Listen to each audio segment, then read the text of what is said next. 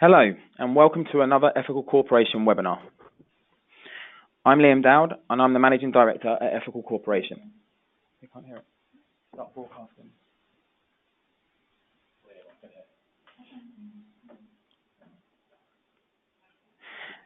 And I'm the moderator for today's discussion. This webinar is part of the Knowledge Exchange in the build-up to the second annual Responsible Business Summit West. This year, we've taken an ambitious approach for the event, and we're looking to tackle the key social and environmental issues impacting digitally driven business. More information on the event can be found on your screen at the moment, or you can visit ethicalcorp.com/RBS-West. Taking climate action within supply chains was one of the main topics mentioned in the research for this year's event. For many companies, it poses both a risk and an opportunity. The risk: companies are increasingly need to understand and identify the areas of a supply chain that are most risk to climate impact. It's essential for companies to build greater climate resilience within their supply chain. And the opportunity?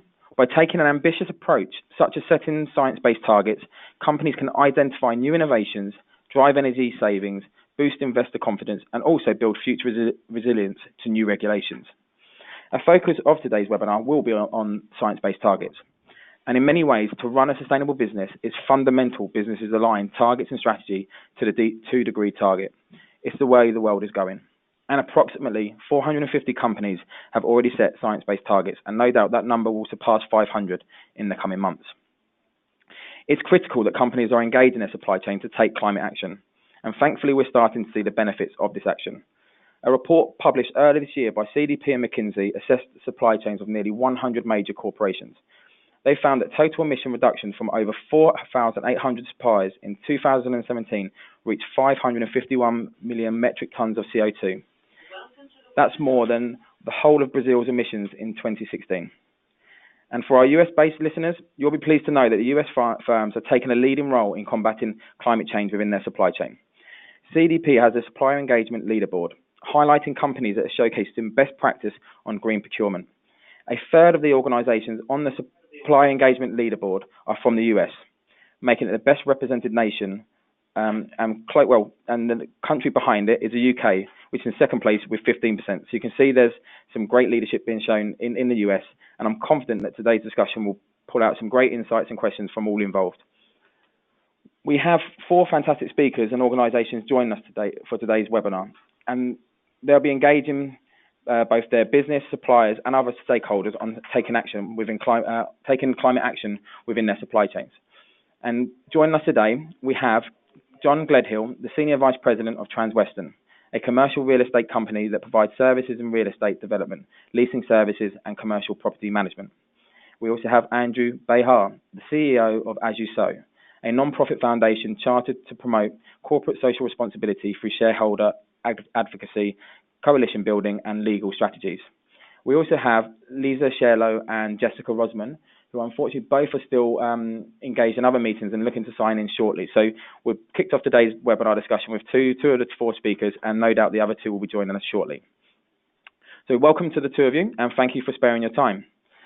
Some of the areas that we'll be touching upon in the webinar today, we'll be looking at how to cascade targets and commitments through the supply chain, the need for greater industry collaboration, and also the essential role of technology for identifying risks. We encourage you all to ask the questions of our speakers throughout the discussion. We'll look to cover the questions throughout the discussion. So let's get the webinar underway.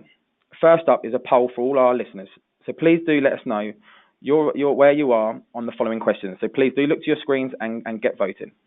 The question is, at what stage is your company in setting science-based targets? Option 1, we set and announced our science-based targets. Option 2, we're in the process of setting our science-based targets. Number 3, we're looking into the process of science-based targets. And finally 4, we haven't considered it yet. Again, there's 4 options, and please do indicate where you are. It will help us obviously understand where we could drive discussions in this webinar. So the poll is on your screen now, and we'll give you another few seconds. So 3, 2, 1, that's it. We can close the poll now. And the results should be appearing on your screen now. Okay, and as you can see from the results, we have a large majority, nearly 75%, are actually at the stage of they haven't considered it yet, or they're looking into the process of science-based targets. So I believe the results should be on your screen now. Okay, first off, around these results, I'd like to bring in John from Transwestern. Firstly, John, from the results that you see, are you surprised by where companies are and where our listeners are in the kind of stages of setting science-based targets? Thanks, Liam. I would certainly start with the conversation of science-based targets are new for a lot of people. We find that the adoption of science-based targets, when we talk with clients, whether it's an investment we have in a property or a portfolio-wide engagement, that the initial board-level interest in science-based targets is more of a conversation than in the process, down the road kind of an effort. So I would say it is in the formation stage. It's often we're educating more than executing at this point. Okay, thank you, John. Thank you. And as we're speaking now, obviously you talk about in the education part of it all, it's all very new. Obviously, I was looking at the list of companies on ones that already had the pledges to take action. And can you share with us where your company is on this process? I imagine you are undergoing the process. I didn't see your company listed, but I know through our previous discussions it's something that's central to Transwestern's work. So could you obviously let us know where you are in the process, and also identify any kind of challenges that you found so far on the discussions you've had or the information you're looking to seek? Certainly. And even though my vote didn't count because it said panelists couldn't click, but we are between looking into the process of science-based targets on behalf of our clients and in the process of setting our own science-based targets for our wholly owned investment properties.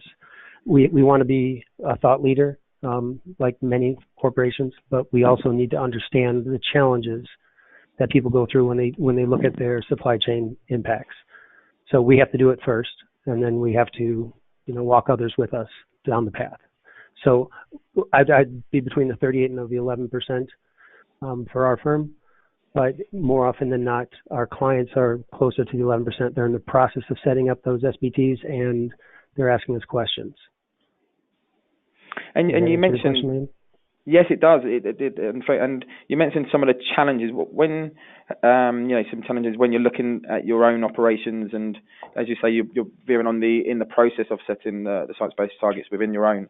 What have been some of the challenges that you've had to overcome, or some of the key learnings that you've had? Because obviously, understanding that can help some of our listeners to see what might be might come up for them, or to have an understanding of what to expect. Sure. The challenges have changed from 5-10 years ago. Us in the industry, it used to be why. Why are they doing this? Why should they do this? Is it the right thing to do? Now it's how. So when we talk to people, it's the compilation of their data of what's actually occurring down trades on their supply chain, how far they can look with a clear, transparent overview of where their product initiates, and then all the way through to the customer, so they can promise their customer, their employees, and hopefully recruitment. All of those are supported by the transparency in the supply chain. So one of the challenges now is managing that data, and I think others more qualified than I can talk about blockchain and the impact that we think it's going to have, and we know it should have on that transparency side of the supply chain. Brilliant. Thank you. And yes, is the blockchain element is something that we're hearing a lot in our research, and it's an area where a lot of people are looking for ideas and suggestions on where to look or go for that. So it's an area that hopefully we'll see a lot more evidence coming in the coming months and years as companies release information on their pilot schemes. I'd like to now bring in Andrew into the discussion. Welcome Andy to the discussion, and firstly, pulling back to the poll results, is what is your take on that? Is this representative of what you're hearing when you're engaging with companies and getting feedback from the investors as well, from their engagements? Does this reflect what you're seeing and hearing? Well, I'm not quite clear who exactly the audience is because I think it kind of breaks down into industry sector. As you mentioned, nearly 450 companies have committed to science-based action. It's just a question of, in which sectors. And I think that when you kind of get into the weeds on this, truly a lot of these companies are doing it because it gives them an advantage over their competitors. They have public opinion, just they have outright financial savings just to be more efficient, as well as increased regulatory resilience. But what's interesting, if you look at like the financial institutions, they're we've been just as You Sow, we do a lot of work on shareholder advocacy. So we're engaged with a lot of different companies in different sectors on this specific issue. And so the financial sector, they seem to really feel like they are not responsible for what they're investing in. So whereas as shareholders, we're saying that they really have large scale emissions are part of their portfolio because they're investing in oil and gas companies and in developing and producing energy. So that's a big question. I think something we could debate a little bit about, just the responsibility of financial institutions. In terms of utilities, we've been having conversations with quite a few utilities, and I have to cite NRG Energy. It's an American utility company that has signed up, even though it derives 43% of its generation capacity from natural gas and 26% from coal. And they cite their appeal to stakeholders as well as long-term sustainability planning. And then you have to look at oil and gas, and you have to say, well, these folks are, in terms of using science-based targets and trying to hit the Paris numbers, we're not seeing a lot of traction there. For instance, Exxon, there was a majority vote in 2017 asking them for a 2-degree plan. And what we got back was something that was utterly defective. I mean, the analysts called it that word. They referred to it as a defective report, that it was essentially, we asked for a 2-degree report, and what we got was a 5-degree report. So we're not seeing a lot of responsibility or science-based targets in that sector either. So I'm not sure who your audience is, but I guess it's kind of a mix, and it really depends on your sector. It really depends on what your perception is from the outside world, how your customers and stakeholders, how your shareholders look at it. Because ultimately, the more transparent you can be with shareholders, the better it's going to be, and the better long-term value your company is going to have. So you mentioned there, obviously dependent on the sector. Is there any sector that you're seeing increased appetite more than others in setting the target and taking that action? Yeah, we're seeing food and beverage processing. Let's see, there's 16 of those: consumer product and durables, software and services, technology and equipment. So those are the ones that we see leading, and we're seeing the banking sector, the energy sector, and utilities as lagging. So I think that's going to evolve, and I think we're going to see more and more companies start to use the science-based targets. I think it's really an important just conceptual framework for them. And I was going to bring it back to that point you made around the financial institutions. As you say, there's not the needed responsibility for what they're investing in. Is that something you can foresee will change soon? And is that from your engagements and discussions with the financial institutions? Is that something that you can see on the kind of short-term horizon, or is that going to be something that needs longer discussion points and engagement on? One of the things that I guess look at is, you remember the Dakota Access Pipeline issue. There's a whole group of shareholders that were filing resolutions with companies. As You Sow, we were leading with it was Goldman Sachs and J.P. Morgan and Wells, and it's that kind of exposure that the company said, hey, we're not putting down a pipeline. We're just we just funded it. We're not responsible for any of the environmental degradation, they just lacked responsibility for it. And I think all the banks took a pretty big hit, and that was kind of a wake-up call for them to actually start to look at indigenous rights. What they're investing in reflects on their brand. So while I don't see them, leaping to accept this responsibility, it is something that shareholders see really clearly, and that I think we're going to be pushing this issue on a lot of different levels. We believe that banks should be responsible for the emissions of what they fund. And also, the Global Climate Action Summit that's happening in San Francisco in September, there's a big challenge for companies to set their science-based targets leading up to that summit. So I think you're going to see a surge leading up to that because a lot of companies are going to want to make announcements linked to that event. And I think it's becoming a global norm. So that's, I see it progressing. I do. Yeah. In terms of the speed, I can't really predict. It's going to depend on, on the management and just how organized shareholders can be to really push this issue. We've just had a question come in from Alison Mers asking, what's your feedback with regards to where the mining metal industry is in terms of setting science-based target?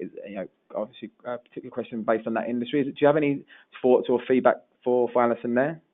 I don't have that data at my fingertips, but I can certainly get back to you because we're actually working on a paper on this issue right now, going sector by sector and looking at who are the leaders, who are the laggards, and what's kind of what the general tone is. Okay. Well, we'll look to obviously hopefully follow up with our listeners and sign up to post webinar, and we can try and share that paper either with the recordings or obviously post recordings. Okay. So I'd like to bring it back to yourself, John.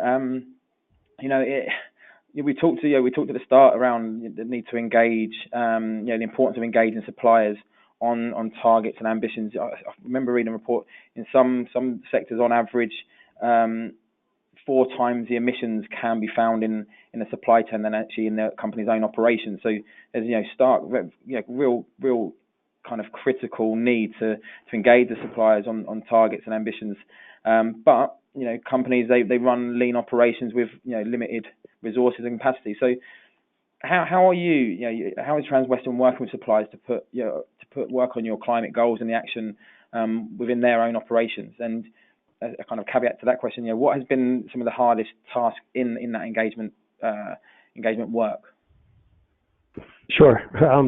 Well, that's a multifaceted question. I'll try to do my best. Feel free to break it down over a few responses. Yep. Bite-sized pieces. Yes. One of the challenges we have is when we work with a client, Fortune 1000 or what have you, they are looking at their responsibility. So to Andrew's point, there's a lot of data that's out there that's relevant to investors and shareholders, et cetera. But when companies look at what they're responsible for, the historical norm has been, from my opinion, once they have the ball, once they have this, what are they doing with it? Are they doing the right thing, and they doing it as efficiently as possible so that they can mitigate their risk for their brand recognition and their clients and purchasers, employees, et cetera. So there's brand protection, but they only considered it historically once they had the ball. Now, what I think is most interesting is people are looking before they receive this ball, what happened to it? Whatever that piece and part is from the supply chain downtrace. What happened to it? How did we get this? And obviously your group is very familiar with conflict minerals or forced labor down the supply chain. So it's not just the responsibility within their 4 walls once they get to a manufacturing plant or to a production facility. What happened to it before we received it? That's the transparency I referenced earlier, that I think most people are now asking the questions the right way and getting that engagement so that they can track that and say, we've been responsible from start to finish. So I think in an over-encompassing answer, that's the main change that we've seen. When we talk with companies about what they're doing with their suppliers, they are absolutely holding them as accountable as they're feeling their feet to the fire from green investment dollars coming in, the attraction of employees, the retention of employees, for the the proper reasons that many corporations protect their brands and their public eye. Now they're forcing that same requirement down trace to their suppliers, and they're expecting the visibility start to finish. So I think those are the two biggest changes that I've seen in how we talk with clients about their interaction with suppliers. And around that work, I imagine obviously working with others within your industry, collaborating with others, can help. I suppose would you say it definitely helps that process? Is that something that you would support? And if that is the case, do you have any examples of where you are working with others to help? I suppose give that one voice engagement down the supply chain, so it isn't a kind of a mass of multitude of things for different companies. Where what I'm trying to say is, how are you joining forces with others at the top to engage down the supply chain and make it easier to drive those impacts and those changes? Yes, and I would also, I'm going to add a little bit from the third part question, which you would ask about other companies, global thought leadership in corporate real estate, Jones Lang LaSalle, CBRE, Transwestern, Cushman & Wakefield. All of the companies are preparing to answer this question because their clients are demanding help. They're asking this of us. To the typed in question that you received, the largest supplier of mining equipment in the world is looking at issues such as that. What are they doing that's impacting Indonesia and their mining operations? I think we all know who I'm speaking of, the color of their vehicles. But if you look at why these questions are coming, they're coming because the clients are asking us.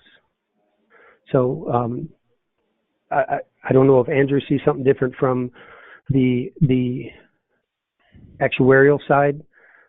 I'm sure the numbers would support the overall interest in why people are looking at their supply chain is because the clients and money are demanding it. Yep. It's not just bling anymore.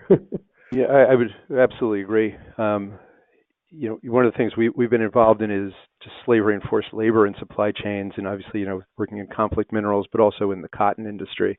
And it's something that we also actually filed a resolution with Monster Beverage this year on slavery and forced labor in their supply chain for the sugar industry. And yeah, shareholders are definitely waking up to this. Also, in terms of specifically slavery and forced labor, you got the UK Modern Slavery Act and the California Supply Chain Transparency Act. You've got a lot of French, and there's a lot of transparency being demanded not only by shareholders but also by governments now. So it's transparency is definitely we're heading that direction. Thank you. And whilst you're there, as part of the preparation, I did highlight around the work around the Climate Action 100. So 5-year global initiative to engage some of the largest greenhouse gas emitters. From what I saw, it consists of 250 investors who are engaging some of the largest greenhouse gas emitters to take action on climate over the next 5 years. Do you see that as something that's going to, is that going to be potentially a part of the catalyst to drive this greater transparency, greater action in the supply chain? And for our listeners, let's assume a lot of them are from the brand side. So what can they expect in the next 12, 18 months as a consequence potentially of this work? Well, the good news is when you got $30 trillion of assets acting as a block, you have a great deal of power. I mean, yeah. But that said, look at UNPRI. You've got $70 trillion there, yet the requirements of UNPRI are so minimal that you don't really. It's a great look. I love UNPRI, but I wish they had more teeth and that they were more aggressive about enforcement. So I see that the Climate Action 100 as hopefully having more teeth and hopefully being more aggressive in terms of enforcement and hopefully working all together. Again, it's very early days. I mentioned the Exxon, the majority vote in 2017. I was very disappointed that the CA 100 did not come together after Exxon delivered that defective report and didn't vote against the board, because ultimately the board is responsible. The board had oversight on that report, and yet they didn't. The board at Exxon in 2018 got between 96 and 98% approval, when we felt that after that report, that $30 trillion in assets should have been voting against the board, and you should have seen some repercussions. But that didn't happen. And I think maybe it's just because the CA 100 was just a little bit young. It just hasn't really come together yet. So I am hopeful. I'm really optimistic to see this come together. I'd like to see them to really hold companies to account, that if a company gets certainly a majority vote and then does not deliver on that, specifically around climate, that the board feels the heat, that the investors say, you know what, we need oversight. You guys are not doing a job. We need a climate competent board. And I mean, Exxon doesn't even have a climate risk committee on the board. And they actually put one person on their board who is a climate scientist, but she's not given any power. So it's that kind of stuff that I think Climate Action 100 could actually bring some change and bring some heat. Well, let's hope that does come to fruition in the coming months. Whilst you're looped in, Andy, it'd be good to know obviously how as You Sow is collaborating with brands around taking greater action, maybe specifically in their supply chain. Could you shed some light on that work that you're doing? Sure. Well, we do work with a lot of utilities, and the work with utilities is around energy efficiency and around conversion away from coal and into renewables. This is just such a benefit to the companies. I mean, we go to them and we say, look, all your biggest customers, the big box stores, the hospitals, are all putting solar on the roof because they can lock in 20 years. They know exactly what they're going to pay for power, and it's less than what you're charging them. So, they haven't, once you put the infrastructure in, you only have to service your debt. You know what it's going to cost, and you've got solid power. And so we're saying, how just project your business model forward. If your biggest customers are fleeing because they can put in their own power now, what's your business model? And we sit down with them and we say, look, you should be owning this. You should be owning this. You guys deliver electrons. Why do you care if they're made from burning coal or gas or, from something like the sun or the wind? And so it's those conversations that I think are really good, and that the companies are moving that direction. Now the downside, it's just so you realize, and particularly in the UK, and we can talk about this briefly, is that companies like Drax are converting their coal-fired power to biomass.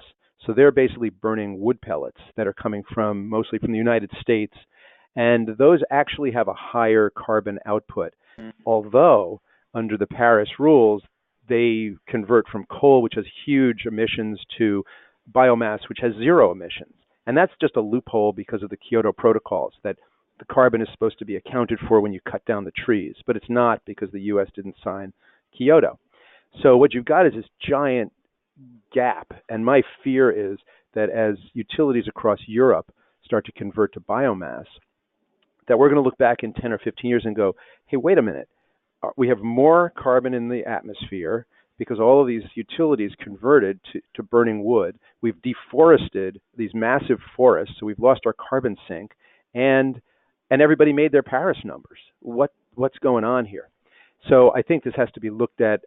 Has to do with the carbon accounting rules that are still being locked in for Paris, and biomass really needs to be looked at very, very carefully, because I think we're going to have a real problem. So sorry about the length of that answer, but so we work with utilities on efficiency.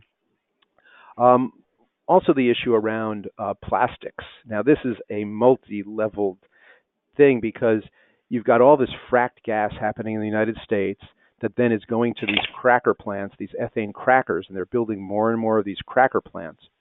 And then that's going into single-use plastics that is destroying the ocean, and everybody's now really aware of this ocean plastics issue. We've been working at stopping the single-use plastics. We got McDonald's to stop using 1 billion styrofoam cups, and Dunkin' 1 billion styrofoam cups, and Starbucks 3 billion straws.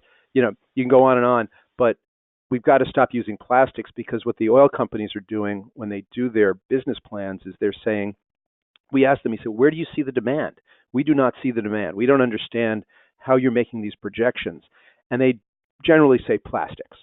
So the big plan for big oil, because they're seeing the decline of demand for oil, is to put it into plastics. So they want no recycling systems. They want us to keep dumping single-use plastics into the ocean to basically to increase their revenue and to make their demand projections work. So that's another big conversation that we're having, again, across companies from Dunkin', McDonald's, and Starbucks to the oil companies and so you can just see that continuum and how you have to try to break that whole chain. And you touch upon on plastics, and it's rightfully the hot topic both sides of the Atlantic. And when you say breaking that chain and having that enthusiasm or the passion to tackle the plastics problem, so to say, for want of a better phrase, where you mentioned the oil companies are dragging their heels.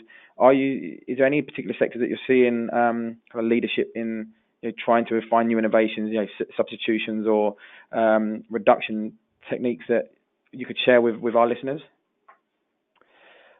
I got to say, the United States, we were pretty disappointed with the whole CAFE standards issue that happened. I guess it was last week. We just filed CAFE standard resolutions with both Ford and GM, but it's purely on a business case. If they want to sell cars across the globe, they're going to have very fuel efficient cars, because, China and India are going to be phasing out internal combustion engines.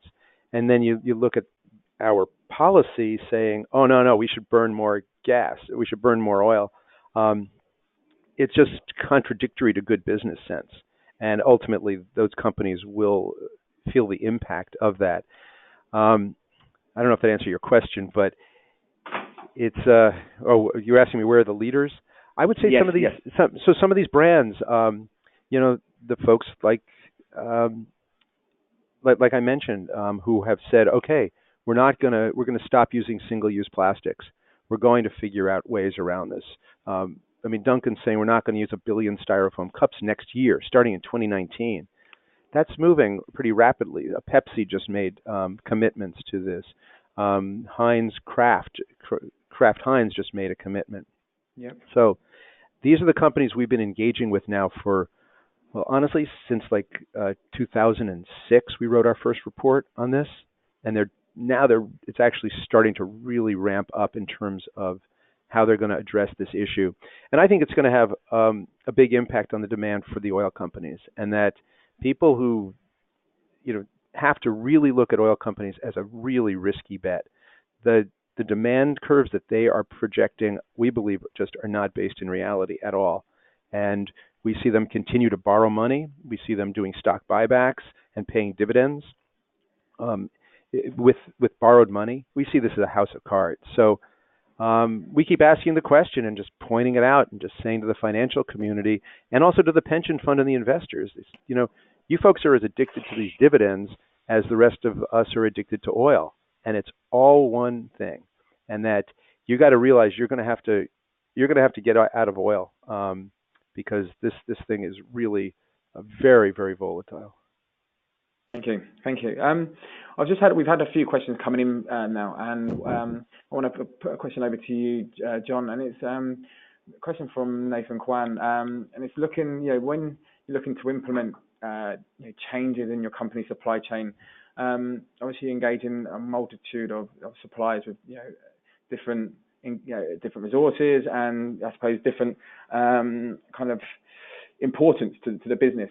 What have you found are some of the most effective ways to engage and bring these changes about? He's asked, is it just simply disclosure? Obviously audits have their place, or is there anything that you're seeing resonate that really helping you drive the changes that you want to see in your supply chain? Sure. You said that came from a Nathan, correct? So yes. In answering Nathan's question, there has to be a goal that's visible. That, in my opinion, starts from the board level down. From the outside influences, the impact of the investment dollars. If a board member can see the impact on an earnings per share, that's their language, and they can see how it ties directly back to their performance, you're making it simple for them to understand. So that's measurable. If you do these 7 things and you perform and can show that you've done this through a plan for sustainability, this will equate to X per share. If you show that the employee engagement, retention, it's really hard to gauge happiness, but you can certainly report to HR through their ESRs what's happening with their employee sentiment. That translates directly to retraining dollars and hiring and transition loss. A board level HR position understands that. So I would say it comes down to explaining it in each bite-sized piece, what's important to the individual that is your audience at the time. Andrew did a great job of referencing, the green investment dollars, and 28 to 30 trillion US is a very impactful attention getter. Likewise, MSCI or others, groups that track sustainable dollars. The amounts are trackable, and it's easy for a CFO to understand and report back to their board. So is that more important to the board than what the HR person has to say? He or she might come with, we've retained X percentage increase in our employment. Or somebody from the production side, a CEO or somebody on the production side would say, look at what we've done with our efficient transportation of goods, reduction of waste, etc. They break it down into bite-sized pieces for the audience that you're talking to. How's that for an over-winded answer? That's a good answer, and thank you. Some definitely good points you touch upon. So hopefully, hopefully Nathan will let us know a thumbs up for his question. So I'm conscious of time, and obviously in this webinar we've only had 2 of the 4 speakers. So we've covered a lot of the topics that we were looking to cover across the 2 speakers. So if there's anyone with any questions, burning questions you want to get asked, then do send them in now. But in the interim, can I respond to just what was just said? Yes, please. Because one of the things just to note also is the pension funds and the 401k plans of all these companies. So you look at the $30 trillion of the CA 100. Based on our analysis, I would say that those companies, if you looked in their 401k plans, have no mutual funds that are either socially responsible, have ESG principles, or are fossil free. We've been working with the World Business Council for Sustainable Development, the 200 biggest companies in the world, and of all those companies, only one company has one mutual fund in their 401k that is ESG or fossil free. Yet there's $6 trillion of assets that have signed a pledge. There's 67,000 people that have signed a fossil fuel divestment pledge. But the companies are out of alignment with their own goals, their own either climate goals or their own sustainable development goals, the UN SDGs. They don't apply it to their investable money. They don't apply it to their 401ks and pension funds. And I think that's another gap that companies could fill really quite easily. They could say, you know what, we've made these commitments to climate, and therefore we're also going to have more sustainable investing vehicles in our pension funds. So it's just one more way that's really easy for a company to make a shift. And the bottom line of all that is it attracts the best talent and it retains the best talent. Millennials and women in particular are looking at the holistic company. When you set a goal, does it apply across all of your operations and into your investing as well? Thank you. And as you were speaking, there was a good bridge because we've had a couple of questions come through, and one of them is relating to the TCFDs, the Task Force for Climate Disclosure. And So Andrew Cornell has asked, how do you foresee the TCFDs impacting this movement within supply chains? Maybe you could both give a perspective, from Andy, from the maybe potential investor perspective, on what they will be looking to see and ask around, engage around, and obviously from yourself, John. Obviously, there's a lot of guidelines there, and obviously reporting on scenario-based analysis and the climate action are some of the key components of it. So I'd like to come to you, John, first, and see what your thoughts are on how you see the TCFDs impacting the globe, taking climate action within supply chains. Certainly. I would say that the direct action, TICFID or the TCFDs, brings to the conversation reportable results. So the buy-in is still, I think, in its formation stage. Yep. To get enough people on board. Andrew has mentioned the investment dollars and the pension side, and beautifully covered the millennial. So if you look at the spectrum of ageism, he's covered both, and current employees, of course, in the middle.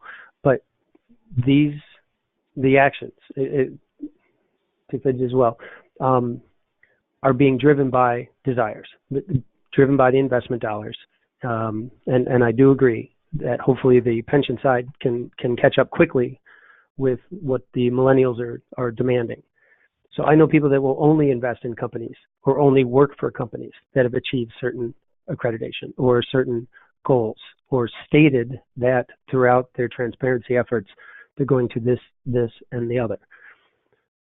The investment dollars are following that, and I think it's just a matter of time before that and other measurable devices help people figure out, oh, well, we are doing as we say, not just as we do. So my answer would be it's notable, but it's still trying to figure itself out. Yep. Yeah, Andy, do you have any thoughts? Yeah, I do. I think that, first of all, the work that's being done on it, and by the folks at Bloomberg and the whole group that is developing these, I think it's fantastic, because you have to have, you just really have to have this kind of financial disclosure. And I think it's going to become a leaders laggard situation where certain companies are going to adopt them and just run with them, and it's going to really do great things for their brand, and they're going to utilize it to really lift their brand, and shareholders are going to move money in that direction. That's going to be a buy signal, because, oh, this is a management team that actually is forthright, is transparent, is doing the work. And then there's going to be those who are going to absolutely resist and drag their heels. And I think that's a sell signal to me. That's like, these are companies that are just, they're not responsible. They're just irresponsible, and they're not looking at their company in this broader sense. And, I think, as John said, that this is how you're going to define the future, because you're going to be attracting the best talent to the leaders, and you're going to be retaining the best talent. And ultimately, that's what a company is. And that is the most expensive single thing for a company, is attracting, retaining talent. So the brand and how you react to the world and how transparent you are is what defines your company, and it's going to define your future. Certainly. And to bring another potential point back to what John highlighted at the beginning, I think there'll be increasing need for that quality data and transparency, and that quality data that stands up to scrutiny. I think will definitely come more. There'll be more pressure on it as the guidelines take hold. I am conscious of time, and we've been a wonderful discussion, just the three of us. So before we part away, end this webinar, I'd just like to ask both of you just to if you could give us the elevator pitch, 30 seconds in elevator, just to kind of state where you kind of see this. Not see this going, but where you can help, I suppose, plant a seed in the listeners' minds in terms of the importance to take action and what they could potentially do. As highlighted at the beginning, we don't know all the listeners, and there's probably an array of industries listening. But it'd be good just to kind of leave on a potentially a parting positive note, or a note of action from each of you. So. Sorry to jump maybe straight to you, John. Maybe a bit on the cusp, but if you've got any thoughts or anything you can share with our listeners before we end today's webinar. Certainly. So this is the plant the seed in the listener's head Yes, comment, please. right? Yes.